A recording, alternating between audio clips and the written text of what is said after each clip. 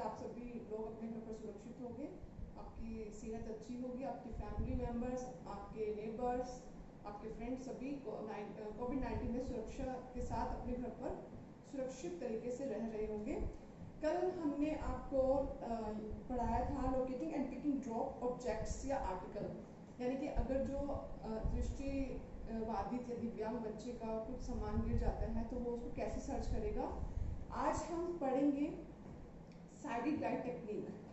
Sided guide technique क्या होती है, यानी कि देखने वाले व्यक्ति की सहायता से जब दिव्यांग व्यक्ति या बच्चा एक स्थान से दूसरे स्थान पर जाता है तो उस टेक्निक में उसको कैसे कैसे चीज़ों को यूज़ करता है या उसमें जो परेशानी आती है तो उसकी सॉल्व कैसे करता है। Sided guide technique is considered to be most efficient and commonly used technique for the mobility of the person with visually impaired.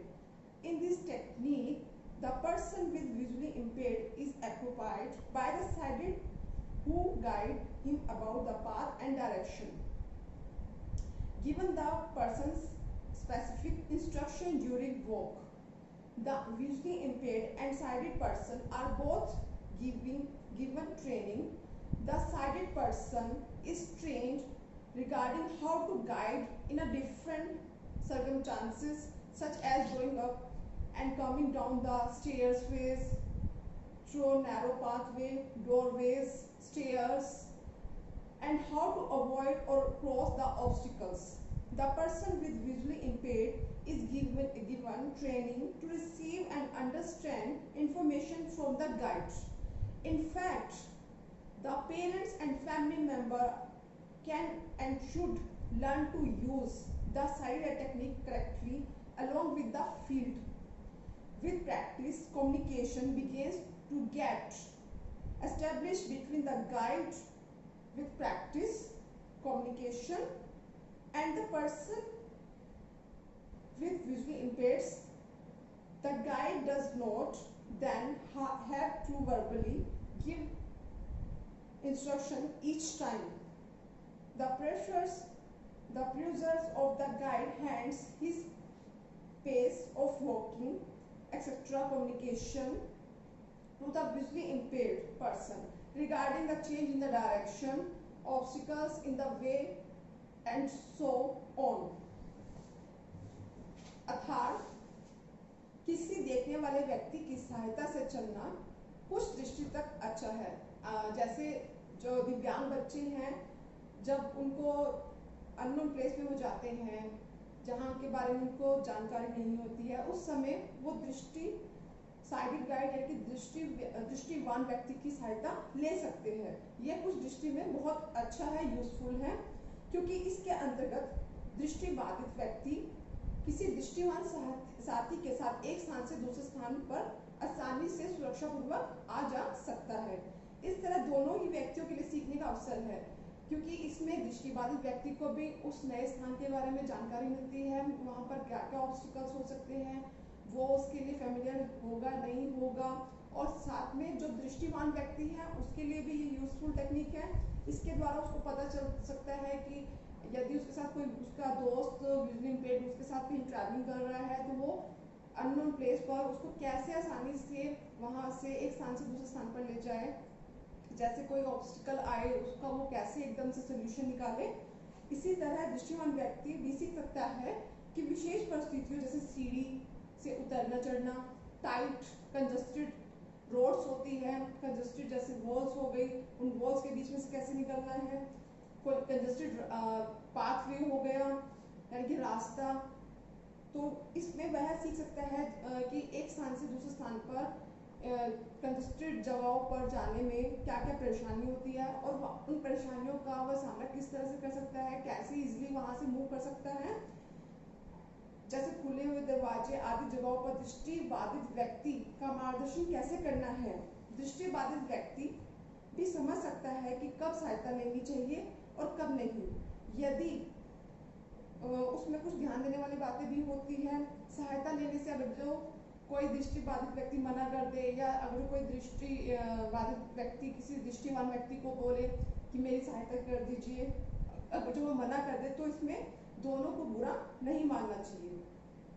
इसमें निम्नलिखित बातों पर हम ध्यान देंगे, जैसे दृष्टिबाधित व्यक्ति अपने दृष्टिवान साथी के हाथ को उसकी कोहनी के ठीक ऊपर से पकड़ेगा, यानी कि जो दृष्टिबाधित व्यक्ति होता है वो अपने साइडेड पर्सन की कोहनी से ठीक ऊपर।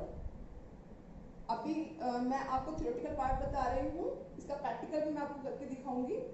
सेकंड पॉइंट इसमें, दृष्टिबाधित व्यक्ति यदि दाएं हाथ से अपने साथी का हाथ की कोहनी के ठीक ऊपर पकड़ता है तो यह साथी का बायां हाथ होना चाहिए। इसी तरह दृष्टिबाधित व्यक्ति यदि अपने बाएं हाथ से साथी को पकड़ता है तो वह साथी का दायां हाथ पकड़ना चाहिए। पॉइंट नंबर 3, चलते समय दृष्टिबाधित व्यक्ति को दृष्टिवान साथी के साथ हमेशा एक कदम पीछे होना चाहिए। वो इसलिए होना चाहिए कि दोनों अगर जो एक साथ चलेंगे तो गिरने का डर ज्यादा रहता है, इसीलिए हमेशा साइडेड गाइड को आगे और विजुअली इंपेयर्ड पर्सन को पीछे होना चाहिए, वो भी 1 स्टेप का डिस्टेंस पर चलना चाहिए दोनों को। पॉइंट नंबर 4, बहुत कंजस्टेड जैसे रास्ते हैं, पाथवे में बड़े ऑब्स्टिकल्स हैं, पर दृष्टिबाधित व्यक्ति या विद्यार्थी को अपने साथी के कंधे के पीछे हाथ रखकर दोनों शोल्डर्स के ऊपर बैक साइड से जो विजुअली इंपेयर्ड स्टूडेंट्स या चाइल्ड है उसको अपने साइडेड गाइड के पीछे की साइड से दोनों शोल्डर्स पर हाथ रखकर चलना चाहिए। पॉइंट नंबर 6, सीढ़ियों पर चढ़ते उतरते समय दृष्टिवान व्यक्ति हमेशा आगे की तरफ होगा और जो दृष्टि बाधित बच्चा है या विद्यार्थी है वो हमेशा पीछे की तरफ रहेगा। Basic steps of sighted guide technique. The following step of the basic sighted guide technique. Practice this technique along with the child. All the family members must be trained to use this technique so that anyone who is present can serve as a sighted guide technique to the person with the visually impaired. Step number 1. Stand next to the person with visually impaired and face in the same direction as he or she is facing. Step number 2, let the person know where you are standing by the touching the back of his hand. Step number 3, train the person to move his hand up your arm to find your elbow.